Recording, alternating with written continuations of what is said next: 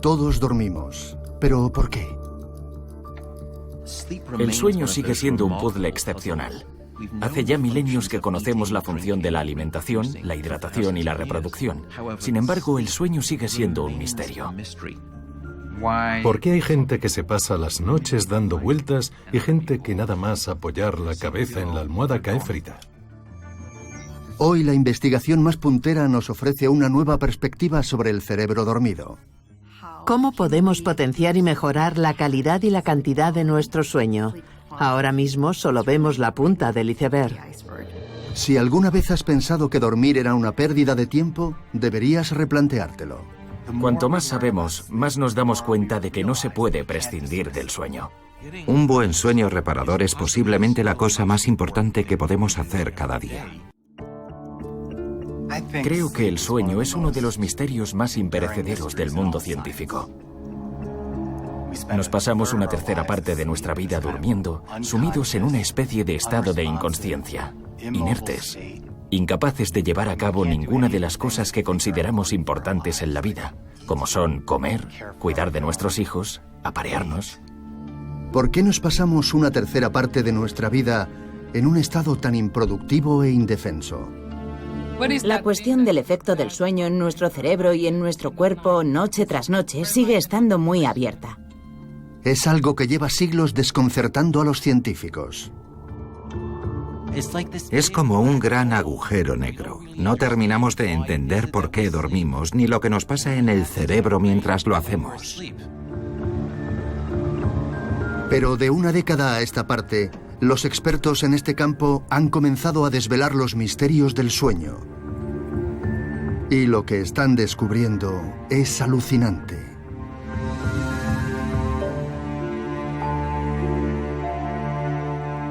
Mucha gente cree que cuando dormimos estamos inconscientes, que nuestro cerebro está como apagado. Pero cuanto más lo exploramos, más claro queda que el cerebro no está apagado. Se ha descubierto que el cerebro está igual de activo cuando dormimos que cuando estamos despiertos, solo que de otras maneras. No estás ni consciente, ni inconsciente, ni alerta, ni ausente. Hay todo un espectro. Así pues, ¿qué es exactamente el sueño y por qué lo necesitamos? Una cosa está bien clara. Tratándose de dormir, estamos muy bien acompañados. Estamos aprendiendo que el sueño no es un lujo. El sueño es una necesidad biológica. Lo encuentro fascinante, porque todos los animales a los que hemos estudiado duermen, desde los gusanos hasta las medusas, pasando por las babosas de mar. Hasta los pulpos, que tienen un genoma tan diferente del nuestro, duermen más o menos lo mismo que nosotros. El sueño es uno de los componentes más esenciales de la vida. De hecho, el sueño y la vida han evolucionado de la mano. La evolución ha desarrollado toda una variedad de formas de pegar ojo. Hay animales que se vuelven vulnerables al dormir y otros animales que no. Los animales que se vuelven vulnerables cuando duermen no duermen mucho. Si un animal vive al aire libre, obviamente tiene que estar alerta y no puede tener un sueño muy profundo. Si una jirafa durmiese de la misma manera que un león, no existirían las jirafas. Y por otra parte, tenemos un animal como el murciélago moreno, que es el campeón del sueño. Duerme 20 horas al día. Al dormir en paredes de cavernas es prácticamente invulnerable. Pero puede que una de las soluciones con respecto al sueño más innovadoras de la naturaleza se encuentre bajo el mar. Uno de los animales más interesantes que estudian los expertos es el delfín, que tiene lo que se conoce como sueño unihemisférico. Una mitad del cerebro se encuentra en un estado de sueño y la otra mitad en un estado de vigilia. O sea que el animal tiene un único hemisferio despierto.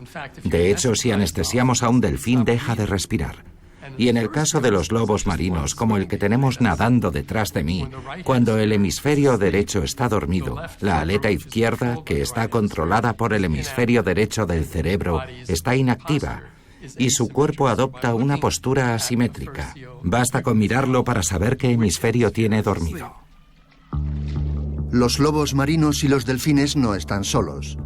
el sueño humano es igualmente complejo, extraño y misterioso. Yo diría que mi animal favorito en términos de sueño es el ser humano. El sueño humano es muy diverso. Cada individuo tiene su propia experiencia personal con el sueño. ¿Qué ocurre entonces dentro de nuestro cerebro cuando dormimos? Cuando nos dormimos, realmente entramos en un mundo diferente. Creo de verdad que el mundo de la noche es un ámbito mágico. Con ayuda de voluntarios como Jaime López, de 5 años, la investigadora del sueño, Rebecca Spencer, recaba pistas sobre el funcionamiento de este mágico proceso. Te lo pones así, sin más. Para estudiar el sueño, equipamos a Jaime con un casco de sueño Y tiras. con toda una gama de electrodos que registran su actividad cerebral. Ya está. El modo en que el cerebro desempeña todas sus operaciones, desde controlar el cuerpo hasta regular las emociones o almacenar los recuerdos, es a través de la actividad eléctrica de las neuronas. Estas células cerebrales se comunican entre ellas a través de unos diminutos conductos conocidos como sinapsis. La neurona emite en ese conducto una sustancia neuroquímica llamada neurotransmisor, que se transmite a la siguiente neurona, un poco como cuando los atletas se van pasando el testigo en las Olimpiadas. Esta señal, que se transmite de neurona en neurona, puede ser detectada por los electrodos presentes en el casco de Jaime gracias a una de las herramientas más poderosas de las que dispone la ciencia del sueño, el EEG o electroencefalograma. Lo que nos muestra esta pantalla es la actividad de cada uno de los electrodos del casco que le hemos puesto a Jaime. Ahora mismo, por ejemplo, que está despierto, podemos ver aquí sus ondas cerebrales. Las líneas verticales de la gráfica representan 5 segundos de sueño de Jaime. Lo importante es que cuando nos entra sueño, estas ondas se ralentizan y se convierten en lo que llamamos ondas alfa. Y conforme el sueño se vuelve más profundo, las ondas se vuelven cada vez más lentas. En las fases más profundas del sueño, la actividad cerebral se caracteriza por unas ondas lentas, muy amplias, que invaden todo el cerebro como un tsunami. Es casi como en un estadio de fútbol. Antes de un partido, todos los espectadores hablan unos con otros, sin orden ni concierto. Y eso es lo que parece que ocurre cuando estamos despiertos. Sin embargo, cuando nos sumimos en las fases más profundas del sueño, de repente la muchedumbre empieza a sincronizar su actividad, como cuando en un estadio todo el mundo corea un himno a la vez. Miles de neuronas que se activan al unísono. Así es el sueño profundo. Es cuando más nos cuesta despertarnos. Cuando despiertas a alguien que estaba sumido en un sueño de ondas lentas y le preguntas en qué estaba pensando, te dirá, y yo qué sé, no estaba pensando en nada. Estaba durmiendo, déjame en paz, vete. Y te echará. Pero Jaime, al igual que el resto de nosotros, no se pasa toda la noche en un estado de sueño profundo de ondas lentas. En un momento dado, sus ondas cerebrales cambian. Al cabo de 50 o 60 minutos, el cerebro empieza a retomar su actividad. Tiene un pico de actividad y entra en una breve fase de sueño REM. Resulta que esos dos tipos de sueño, el REM y el no REM, se pasan toda la noche librando una batalla para dominar nuestro cerebro. Y que esa suerte de guerra cerebral la ganan y la pierden por turnos cada 90 minutos. Nos pasamos la mayor parte de la noche en estado de sueño no REM. El resto del tiempo nos sumimos en la misteriosa fase de sueño REM. Es difícil investigar el sueño REM sin a la vez investigar los sueños, porque más del 80% de los periodos REM incluye un sueño. Los sueños tienden a ser emocionales. Una de las ideas que se barajan es que soñamos para simular acontecimientos potencialmente negativos y así estar preparados para ellos. Una vez soñé que mi hija, que era muy pequeña, se caía en la piscina y estaba a punto de ahogarse. A raíz de eso apunté a mis hijas a natación y le doy mucha importancia a la seguridad en el agua. No es que no soñemos en otras fases del sueño, sí lo hacemos, pero los sueños más vívidos son los que se dan en la fase REM. REM es el acrónimo en inglés de movimiento ocular rápido. Se piensa que cada vez que movemos los ojos en un sueño, es un momento especial en el que, por así decirlo, pasamos a la siguiente escena del sueño. Al pasar de un sueño al siguiente, nuestras ondas hacen algo francamente extraño. En el sueño REM, las ondas cerebrales son iguales a las que observamos cuando el cerebro está despierto. Nos encontramos ante la paradoja de que es un estado de sueño y, sin embargo, el cerebro se halla en un estado de activación. Pero quizá el rasgo más extraño de esta etapa del sueño sea lo que le ocurre a nuestro cuerpo. Durante el sueño REM, nuestro cerebro le manda instrucciones a diferentes músculos del cuerpo para moverlos como si estuviéramos despiertos. Pero más abajo, en el tronco cerebral, esas instrucciones son interceptadas, no se transmiten al cuerpo y éste permanece paralizado. De no ser así, si soñáramos que volamos sobre la ciudad, literalmente nos tiraríamos por la ventana. De los sueños de la fase REM, volvemos a pasar al sueño no REM, que incluye la fase más profunda de sueño, la de ondas lentas. Durante la primera mitad de la noche, la mayoría de esos ciclos se compone de fases de sueño profundo no REM. Sin embargo, a medida que nos adentramos en la segunda mitad de la noche, esa proporción se invierte, y la mayoría de esos ciclos pasan a ser de movimiento ocular rápido, acompañados de sueños y mucho menos de sueño no REM. Lo alucinante es que es un patrón que se da indefectiblemente en prácticamente todo el mundo todas las noches. Y esto nos indica que es un programa fundamental para el ser humano, que está inscrito en nuestros genes. Hay que pasar por ahí, sí o sí. Pero si todos necesitamos noches con sueño, tanto de ondas lentas como REM, ¿cómo es que hay tanta gente a la que le cuesta conciliar el sueño? La búsqueda de respuestas se ha convertido en una industria que genera miles de millones de dólares y nos vende de todo, desde pastillas para dormir hasta almohadas ergonómicas. Pero si nada de ello funciona, hay más de 3.000 clínicas del sueño en Estados Unidos, un número en continuo ascenso. ¿Te pasas toda la noche despierto, dando vueltas en la cama, dándole vueltas a la cabeza? ¿Te cuesta dormirte y permanecer dormido? Drew Ackerman ha creado un podcast para ayudar a los insomnes a dormir. La idea del programa surge en realidad del insomnio que padecí de pequeño. Cuando era niño perdí la capacidad de conciliar el sueño. Creo que tenía que ver con la ansiedad. Mis padres me intentaban ayudar, pero como ellos sí que podían dormir, creo que no eran muy conscientes de lo que estaba pasando. Trata de relajarte, piensa en cosas agradables, pero no era capaz. Las cosas que te impiden conciliar el sueño, los pensamientos que no puedes quitarte de la cabeza. La meta de Drew es ser lo más aburrido posible. Voy a contaros un cuento para dormir. Quiero que os pongáis cómodos. No es un podcast con un hilo argumental, es muy disparatado. Tengo un hobby especial. A mi perro y a mí nos gusta escuchar grabaciones de gente llamando a la puerta.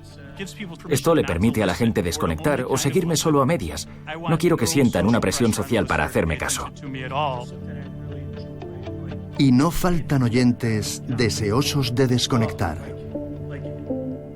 Todos los meses, el programa tiene un poco más de 3 millones de descargas. Lo que voy a hacer es proyectar mi voz a través de la oscuridad de la noche. La gente que escucha el podcast comparte esa sensación. No sé si desesperación es una palabra demasiado fuerte, pero esa sensación de estar en la cama y sentirte solo. ¿Cuántos de vosotros escucháis este podcast porque tenéis problemas para dormir? Levantad la mano si queréis. Las dificultades para dormir o permanecer dormido son síntomas del trastorno del sueño más común en el planeta. El 10% de la población mundial sufre insomnio crónico. El insomnio afecta al paciente las 24 horas del día. No es solo que le cueste dormir, la tensión le acompaña durante todo el día. No es habitual tener insomnio y ser una persona muy feliz y sin ansiedad. ¿Estás lista? Sí. ¿Hay alguna forma de descifrar lo que anda mal en el cerebro de un insomne? En las afueras de Ámsterdam, en el Instituto Holandés de Neurociencia, Us van Someren trata de averiguarlo, con la ayuda de insomnes crónicos, como Reini Metz. No me cuesta nada dormirme, pero a las 2 horas me despierto y luego me cuesta volver a dormir. Si es solo una noche, bueno, puede pasar. 2 noches vale. Pero cuando son 5 noches seguidas ya es un poco demasiado. Terminas muy cansada. Y no solo físicamente, sino también mentalmente. Sientes ansiedad, rabia, miedo. Rainey duerme en el laboratorio de US con una malla de electroencefalograma de alta tecnología que contiene cientos de electrodos más que un casco normal. Medimos su sueño con una malla de electroencefalograma especial con 256 canales de EEG que le cubren toda la cabeza. Cuantos más electrodos utiliza, más actividad es capaz de registrar y más pistas tendrá sobre lo que ocurre en el cerebro de Rainey. Vale, Rainey, te hemos hecho un electroencefalograma mientras dormías. A la mañana siguiente le enseña los resultados. Aquí entras en fase REM. Sí. Y el sueño REM es la parte en la que se producen los sueños más vívidos. Pero lo que te quería enseñar es esto. Mira, a los pocos segundos de entrar en la fase REM, ya está pasando algo aquí. Tú misma te darás cuenta. No necesito explicarte que esto no se parece a esto. Ya, desde luego. Igual solo son 2 segundos, pero realmente hay algo que no va. Hay algo diferente. Es lo que se conoce como una alerta. Sí. Un pico en el que el sueño se convierte en algo que se parece mucho a la vigilia. Y esto es algo muy típico de las personas que, como tú, duermen mal. ¿Y lo ves en muchos pacientes? Sí. Vale. En general, cuando dormimos bien, cuando tenemos un sueño reparador, nos encontramos un poco mejor al día siguiente. Pero en estos perfiles en los que se aprecian perturbaciones durante el sueño REM, por alguna razón que estamos tratando de averiguar, todo ese proceso de encontrarse mejor al día siguiente no funciona tan bien. Algo fascinante que hemos observado es que si adicionamos todos los momentos de sueño que figuran en el electroencefalograma, mucha gente con insomnio duerme alrededor de 6 horas y media o igual 7 por noche. Pero eso no es lo que experimentan ellos. Pueden tener la sensación de que se han pasado buena parte de la noche dándole vueltas a la cabeza, preocupados, pensando. Así que no tienen la sensación de estar descansados. Pero eso no es lo mismo que estar totalmente privados de sueño. Entonces, ¿hay una conexión entre estas perturbaciones del sueño REM y la ansiedad que sufren muchos insomnes cuando están despiertos? Para tratar de averiguarlo, US ha tenido una idea cuando menos original, basada en su experiencia personal. Allá por los años 90, US tocaba la guitarra en un popular grupo de rock holandés. Me acordé de cuando estaba grabando en el estudio y me oía tocar la guitarra. Bastaba con que estuviera un poquitín desafinada para que me entraran escalofríos. La vergüenza es una emoción poderosa. US decide poner a prueba su idea. Una prueba de karaoke. Le pedimos a la gente que cantara en un karaoke, pero no podían escucharse a sí mismos. Cuando no te puedes escuchar bien a ti mismo, es difícil rectificar si desafinas. Vas a escucharte con estos auriculares. Hace lo mismo con sujetos que duermen bien. Y acto seguido, les hace una resonancia magnética funcional. En el escáner de resonancia magnética les hacemos escuchar sus bochornosas canciones.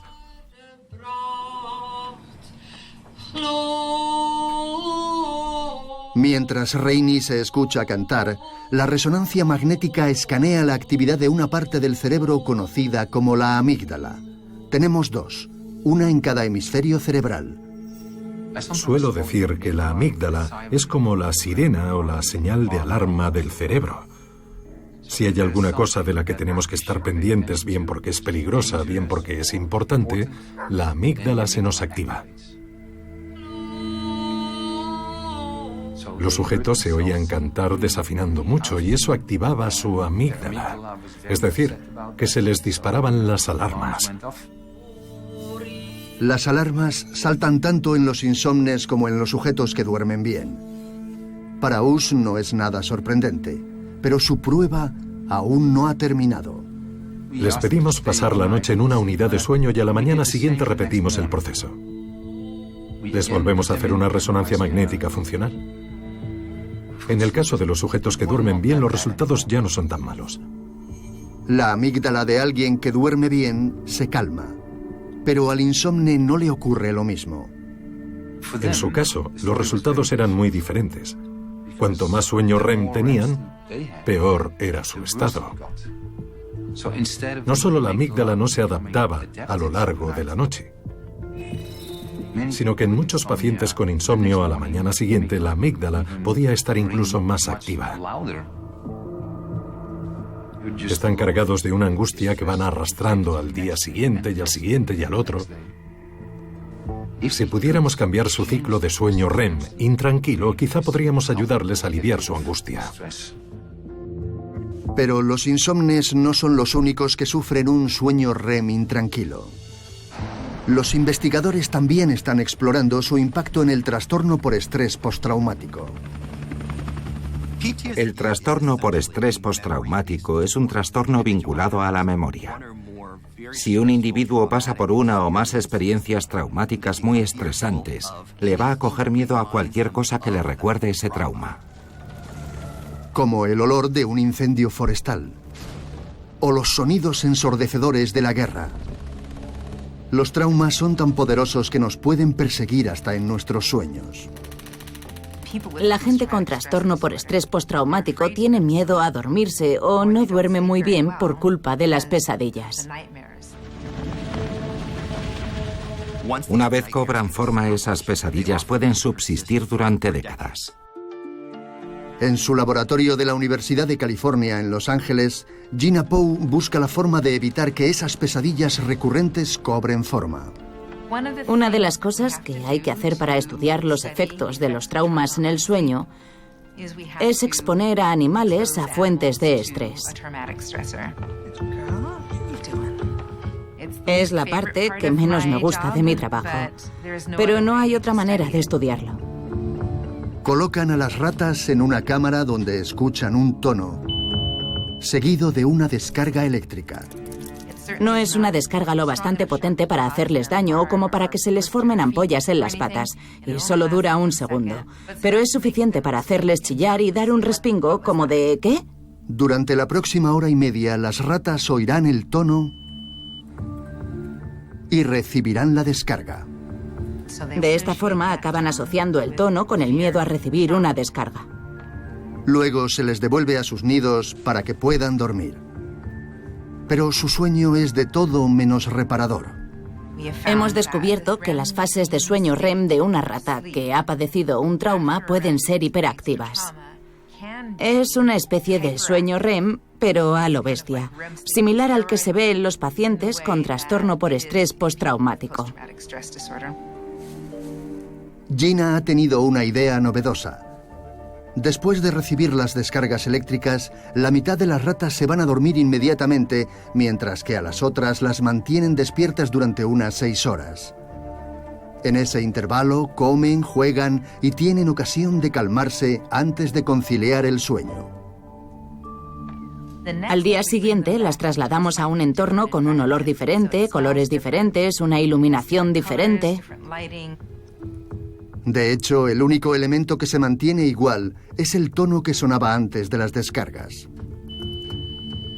Cuando la rata que se fue a dormir directamente oye el tono, se paraliza. En cuanto lo escuchan, los animales con un trastorno por estrés postraumático se paralizan. Pero, ¿qué pasa con la rata que ha tenido ocasión de calmarse antes de irse a dormir? ¿Tendrá acaso la misma respuesta? Al oír el tono también se paraliza en un primer momento, pero luego parece darse cuenta de que no le van a administrar la descarga. Y entonces comienza a dar vueltas, olisquear y explorar el entorno como hacen normalmente, porque se da cuenta de que aquí no le van a soltar una descarga. Postergar el sueño después de padecer un trauma puede disminuir el impacto de esas experiencias y hasta impedir la aparición de las pesadillas del trastorno por estrés postraumático, al menos en las ratas. Pero, ¿nos ayudará a los seres humanos? Gina prosigue con su investigación fuera del laboratorio, llevando a cabo un estudio con bomberos a los que pide que pospongan el momento de irse a dormir después de un acontecimiento traumático.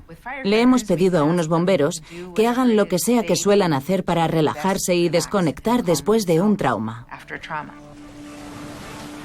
Para algunos puede ser meditar o rezar. Para otros puede ser escuchar la música que les guste o salir a correr. Y vamos a ver si eso les ayuda a evitar el trastorno por estrés postraumático. Antes la gente me preguntaba a menudo ¿por qué dormimos? ¿Cuál es la función del sueño? Pero creo que lo que nos deberíamos preguntar es ¿cuáles son las funciones del sueño? Pasamos cerca del 20% de la noche en estado de sueño REM. El resto del tiempo, nuestro cerebro se sume en un sueño no REM, parte del cual nos pasamos produciendo esas ondas lentas y amplias. Pero, ¿para qué sirven? Uno de los primeros experimentos científicos para buscar pistas al respecto fue el llevado a cabo en 1924 en la Universidad de Cornell por los psicólogos John Jenkins y Carl Dallenbach. Usando a un grupo de estudiantes universitarios a modo de cobayas, descubrieron que cuando sus alumnos aprendían un dato nuevo, tenían una probabilidad mucho mayor de recordarlo si lo consultaban con la almohada. Descubrieron que el sueño no es simplemente un estado de latencia en el que no pasa gran cosa en el cerebro, sino que puede ser importante para la memoria. Pero ello planteaba toda clase de preguntas sobre el porqué, y estamos tratando de averiguar ese porqué desde entonces.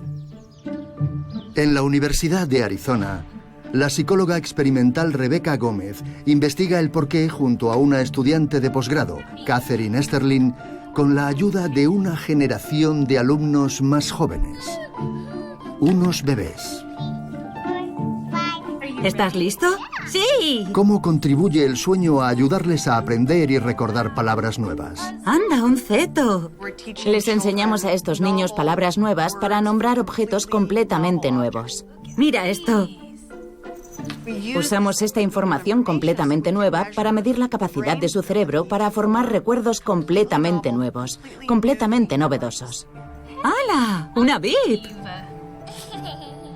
O sea que, básicamente, estamos midiendo su memoria bruta. ¿Qué es esto? Les enseñan a los niños 4 objetos que no han visto nunca y a los que han asignado nombres de mentira. ¡Hala! Como Ceto, ¡Un ceto! ¡Qué guay! Moop, Un mup, Bib una bib, y Toab. un toap. Toap. Les dejan mirar los objetos Mira esto. y hasta tocarlos. Luego, la mitad de los niños se van a casa para echar una siesta, mientras que la otra mitad tarda aún unas horas en echarse la siesta o directamente se la salta. Al día siguiente vuelve. ¿Dónde está el ceto? ¿Cuánto recuerdan? Hemos descubierto que los niños que se van a dormir justo después de aprender ¿Mup? recuerdan las palabras un 80% de las veces, Toap. ¿Dónde está el ceto? mientras que los niños que habían tardado un buen rato en echarse una siesta ¿Dónde está el ceto? recordaban las palabras cerca de un 30% de las veces. ¿Dónde está el toap? Aquí. Es una diferencia considerable, un 80% frente a un 30%. Es la diferencia que marca una siesta. ¿Dónde está el mup? Aquí. ¿Por qué todo cambia tras echar una siesta? La clave estriba en un diminuto órgano enterrado en las profundidades del cerebro, el hipocampo. Tenemos uno en cada hemisferio y desempeña un papel crítico a la hora de ayudarnos a aprender y recordar. Se puede ver así. Pongamos que tengo un cajón en mi escritorio y que a lo largo del día, a medida que me van llegando papeles, los voy metiendo en el cajón. Pueden ser cartas que me han llegado hoy, exámenes para corregir. Ese es mi almacenamiento temporal. Pues bien, el hipocampo es como ese sistema de archivo a corto plazo, un batiburrillo de información que se va apretujando en un espacio limitado. Pero al final del día puedo trasladar esa información a un archivador más grande, que en este caso es la corteza cerebral. La corteza es más grande y tiene un mecanismo de clasificación muy eficiente. Se pueden clasificar las cosas en función de sus componentes visuales, de sus componentes auditivos, y así los recuerdos son más fáciles de localizar. Pues bien, el papel del sueño de ondas lentas es coger toda esa información que hay en el hipocampo y ayudarnos a moverla a un sistema de archivo más eficiente en la corteza cerebral. Las cosas que hemos aprendido la víspera son transferidas a un espacio de almacenamiento más seguro. Así, cuando nos despertamos por la mañana, nuestro hipocampo queda liberado y con capacidad renovada para volver a adquirir datos nuevos. Lo cual nos remite a los bebés y a la importancia de echarse una siesta a mediodía. ¿Por qué marca una diferencia tan grande? ¿Por qué es tan importante para un bebé vaciar su archivador de recuerdos a corto plazo? Las investigadoras tienen una teoría. En los niños pequeños su cerebro todavía se está desarrollando y en particular el hipocampo se sigue desarrollando durante toda su infancia. Todo apunta a que, cuando el hipocampo es joven e inmaduro, como en la infancia y en la niñez, los recuerdos tienen que ser almacenados con más frecuencia o trasladados a la corteza cerebral con más frecuencia. Pero esto no quiere decir que las siestas sean solo para los niños. Es interesante porque a medida que nos hacemos mayores, vemos cómo la siesta regresa a la vida de algunas personas. Y podría haber un buen motivo. Al envejecer, la mayoría de los adultos se queja de dos cosas frustrantes de la edad. No recuerdan las cosas como antes y no pueden dormir como antes. Las siestas podrían ser una manera de ayudarnos a conservar los recuerdos. Hay multitud de diferentes causas probables por las que el cerebro, cuando envejece, deja de poder aprender y recordar tan eficazmente. Y creo que nos estamos dando cuenta de que el sueño es uno de esos ingredientes críticos. Este es el sueño de un adulto mayor. Deberíamos empezar a ver cómo se ralentizan las ondas y ganan amplitud. Es lo que cabría esperar que se produjera en un sueño de ondas lentas. Pero por el momento no lo estamos viendo. Seguimos buscando.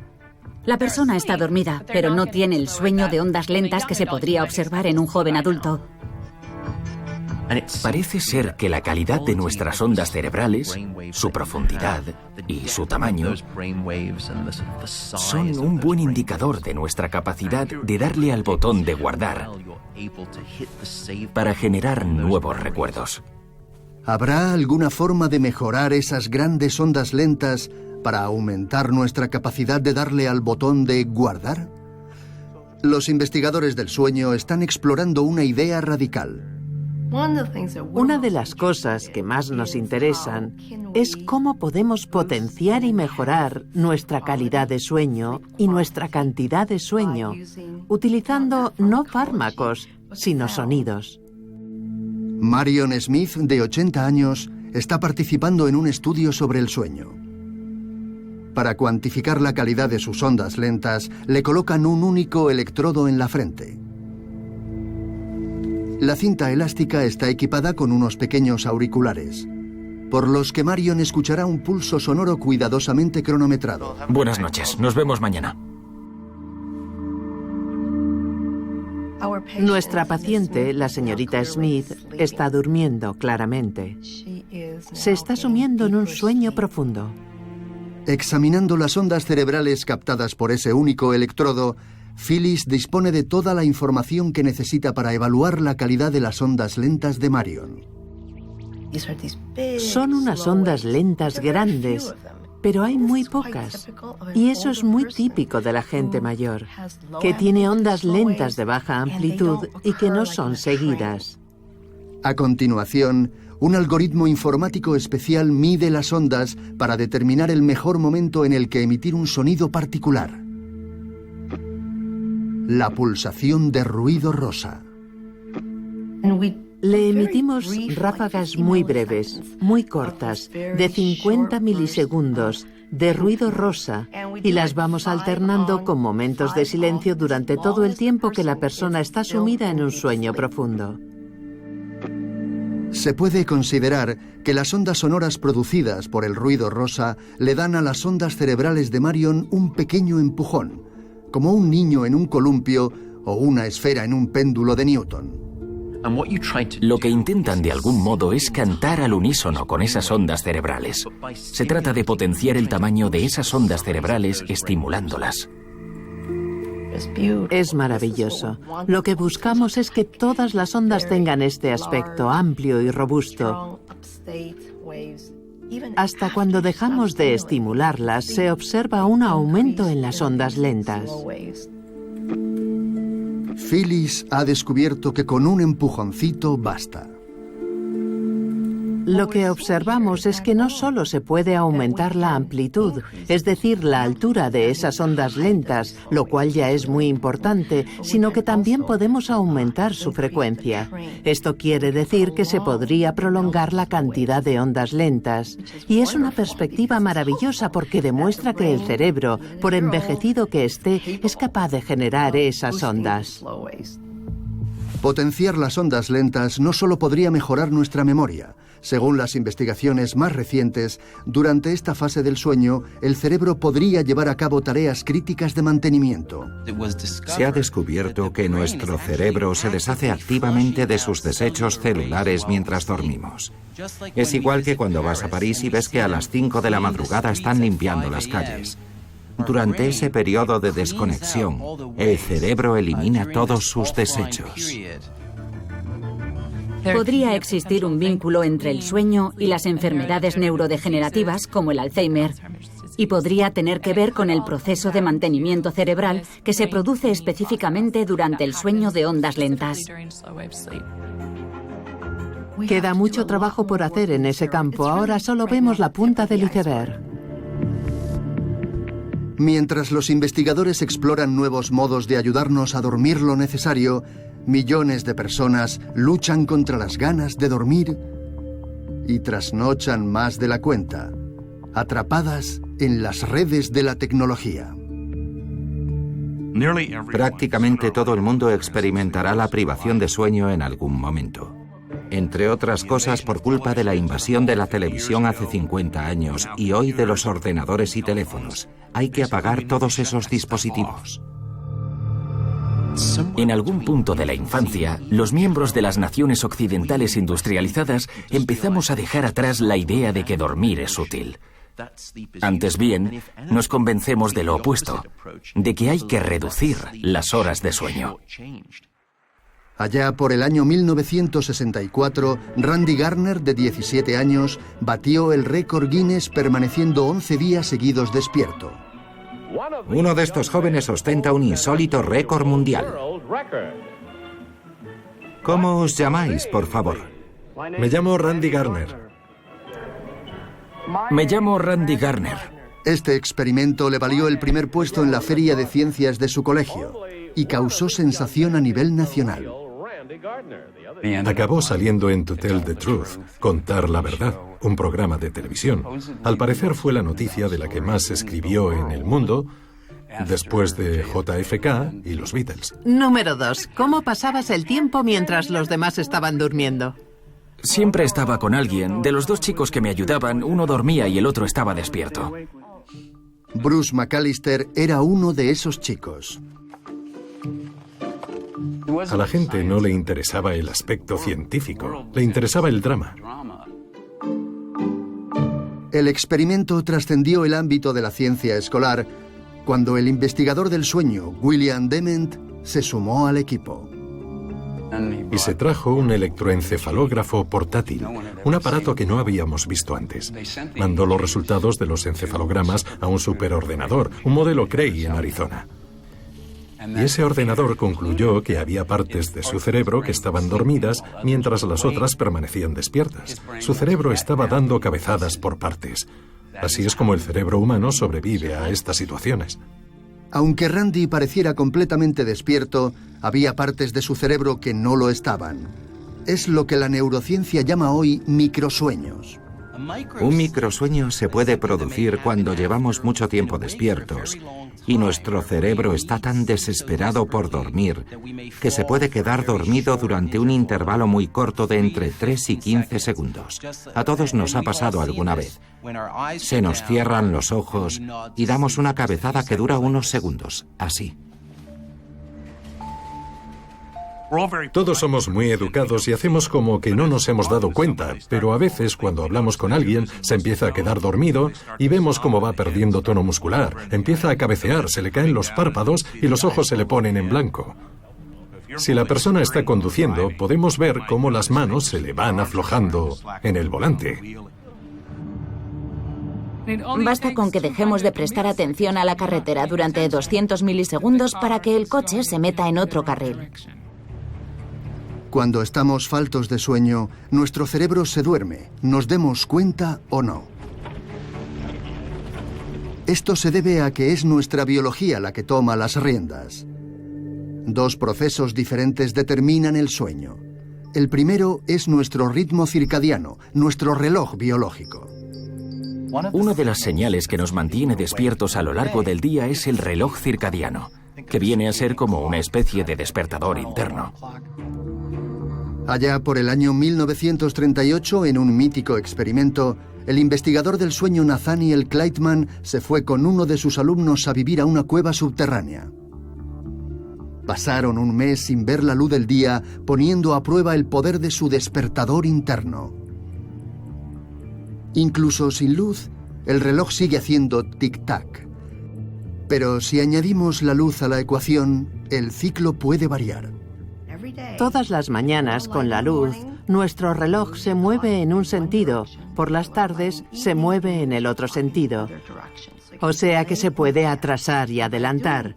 Haciendo esto, mantenemos nuestro reloj interno en sincronía con nuestro entorno exterior. Este reloj controla la secreción de una sustancia química clave que tiene la capacidad de provocarnos sueño, la melatonina, también conocida como la hormona de la oscuridad. La tasa de melatonina aumenta por la noche y se mantiene en un nivel alto hasta primera hora de la mañana, cuando comienza a declinar. En el momento en el que nos solemos despertar, el nivel de melatonina es ya muy bajo. Pero la soñolencia no está determinada solo por la melatonina. Otra sustancia llamada adenosina también podría desempeñar su papel. Según algunos investigadores, empieza a acumularse en el mismo momento en el que nos despertamos. Y al igual que un reloj de arena, se llena con el paso del tiempo, aumentando gradualmente nuestra necesidad de dormir. Es lo que se conoce como presión de sueño. Observamos una fuerte correlación entre las tasas de adenosina y la somnolencia, y entre las horas de sueño y la disminución de las tasas de adenosina. Dormir es la manera perfecta de eliminar la adenosina de nuestro cerebro y empezar de cero. Muchos tratamos de contrarrestar a diario los efectos de la adenosina a través del consumo de cafeína. La cafeína inhibe nuestros receptores de adenosina, o sea que en cierto modo bloquea los efectos de la presión de sueño y hace que no nos sintamos adormecidos. La presión sigue ahí, solo que no nos damos cuenta. Pero beber café solo funciona hasta cierto punto. Si optamos por no dormir esta noche y pasar la noche en blanco, esa presión de sueño seguirá aumentando, y al incrementarse altera nuestros procesos de pensamiento y nuestra memoria. Más del 60% de la población de Estados Unidos podría no estar durmiendo lo suficiente, ni en cantidad ni tampoco en calidad. Para el bombero Matt Reinhold, que a menudo trabaja turnos de 72 horas, es difícil dormir una noche entera del tirón. Cuando salta la alarma y se enciende la luz, te llevas un buen sobresalto. Se te pasa el sueño al momento. Hay veces en las que recibimos 6, 7, 8 llamadas después de medianoche. Nunca he podido dormir a gusto en esta estación de bomberos. El agotamiento va haciendo mella. Solo quieres acostarte. Pero de pronto vuelve a saltar la alarma por una emergencia. La falta de sueño te pone de los nervios, es evidente. Te pasas la vida agitado, irritado. El factor comunicación salta por la borda porque no te apetece hablar, estás cansado, te da miedo lo que puedas decir. La irritabilidad te pasa factura. Hicieron un estudio en el que comparaban a un grupo de participantes al que solo permitieron dormir 5 horas por noche con un segundo grupo que podía dormir 8 horas, pero les despertaban varias veces y les mantenían despiertos durante 1 hora. Y al cabo de 4 días, los efectos en el estado de ánimo y en la ansiedad resultaron ser mucho más fuertes en el grupo del sueño interrumpido. Dormir a trompicones causa estragos en todo nuestro sistema. Esa fragmentación del sueño es sumamente destructiva para nuestro funcionamiento y nuestra salud. Es casi lo mismo que no pegar ojo. La consolidación del sueño es posiblemente igual de importante que la duración del sueño. La calidad es tan importante como la cantidad. La privación de sueño tiene algo que nos quiebra la mente y el cuerpo. Cuando dejamos de dormir, experimentamos déficits de memoria y déficits cognitivos. Sin embargo, también hay un matiz interesante. Perder el sueño afecta a unas personas de una manera y a otras de otra. Hay individuos que tienen más resistencia ante los efectos negativos de la privación de sueño. Uno de los objetivos actuales de nuestro campo es comprender la causa de esta resistencia y si tiene un componente genético. ¿Y si nuestra capacidad para reponernos del sueño perdido estuviera determinada por nuestros genes? En 2017, el Premio Nobel de Fisiología o Medicina fue concedido a 3 científicos que descubrieron un grupo de genes que regulan el reloj biológico. Son genes como el gen reloj, el gen periodo, el gen criptocromo. Pero el gen que fascina al neurocientífico Ketema Paul es el llamado BMAL1. Para el que se acuerde de cuando los relojes tenían engranajes, el gen BMAL1 es el engranaje principal del reloj. En su laboratorio de la Universidad de California en Los Ángeles, Ketema explora el papel del BMAL1 en la capacidad de reponernos del sueño perdido. Para ello recurre a un clásico test de memoria. Pones a un ratón en un entorno y le enseñas 2 objetos. En este caso, 2 bloques naranjas. El ratón pasa un tiempo familiarizándose con ellos. Luego retiramos los objetos y le impedimos dormir durante 6 horas. Mientras se mantiene despierto al ratón, uno de los bloques naranjas es reemplazado por un objeto nuevo, un cilindro azul. Al cabo de 6 horas, el ratón falto de sueño es devuelto a la cámara. Al igual que los humanos, los ratones son unos seres naturalmente curiosos. Les atraen las cosas nuevas. Ahora bien, un ratón que ha descansado le dedicará más tiempo a explorar el objeto nuevo, el cilindro azul. Pero no pasa lo mismo con este ratón soñoliento. Si privamos de sueño a un ratón y lo ponemos en el mismo entorno, pasará una cantidad de tiempo equivalente entre el objeto familiar y el objeto nuevo, porque su recuerdo del objeto familiar se ha visto afectado por la privación de sueño. No parece recordar el bloque naranja. Pero, ¿qué ocurre si Ketema repite la prueba de memoria, esta vez con un ratón que ha modificado genéticamente para expresar niveles más altos de BMAL1? ¿Tendrá mejor memoria el ratón tuneado? ¿O el resultado será el mismo? Ahora el ratón está explorando la zona en la que se encuentra el objeto nuevo. Se acerca una primera vez al objeto nuevo.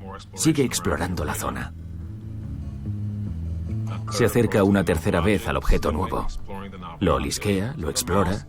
Claramente el ratón está pasando más tiempo con el objeto nuevo. Y eso nos sugiere que la privación de sueño no ha afectado la memoria de este ratón. Potenciar la expresión del gen BMAL1 hace que el ratón aguante mejor la privación de sueño y conserve mejor sus recuerdos.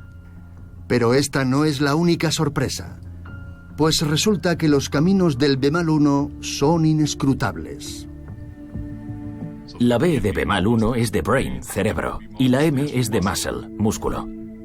El BMAL1 es un gen que se encuentra en el cerebro y en los músculos esqueléticos. Y los ratones más resistentes fueron aquellos que tenían potenciado el B-1 de los músculos, no el del cerebro. El resultado que obtuvimos fue sorprendente. El sueño es un proceso mental y como neurobiólogo de formación, así lo había estado viendo yo hasta ahora. Siguiendo el hilo de su investigación, Ketema tratará de averiguar cómo los genes de los músculos esqueléticos pueden influir en nuestra forma de dormir y de almacenar los recuerdos. Con suerte, esto nos permitirá desarrollar terapias más eficaces para la gente que no es capaz de dormir lo suficiente y para la que tiene que rendir a pesar de la falta de sueño. Y es que en términos de privación del sueño, las personas más afectadas son a menudo aquellas de las que más dependemos. La privación de sueño en los trabajadores de emergencias conlleva enormes problemas de aislamiento y de depresión y tiene un gran impacto en su bienestar psicológico y físico. La antigua trabajadora de urgencias Susan Farren y el bombero jubilado Ron Schull colaboran con personal de emergencias enseñándoles maneras de gestionar el sueño, dentro y fuera de su trabajo. Quiero daros una serie de herramientas y técnicas para ayudaros a dormir mejor. Entre los 10 y 20 últimos años hemos descubierto que el sueño es esencial para el correcto funcionamiento del cerebro. Es importante para la salud, para el sistema inmune, para la memoria y para el bienestar. Creo que la expresión consultarlo con la almohada viene del hecho de que cuando nos despertamos pensamos de manera diferente en los problemas, en la gente con la que nos hemos peleado. En general encaramos el día con más optimismo después de una buena noche de sueño. Dormir es una de las maneras más agradables de pasar el tiempo, como una buena comida o ver a un buen amigo. Como ciudadano que quiere vivir en una sociedad segura, mi mejor consejo sería: no sacrifiquéis el sueño. Proteged el sueño igual que protegéis lo que coméis, vuestros recursos, el medio ambiente. Os podría salvar la vida.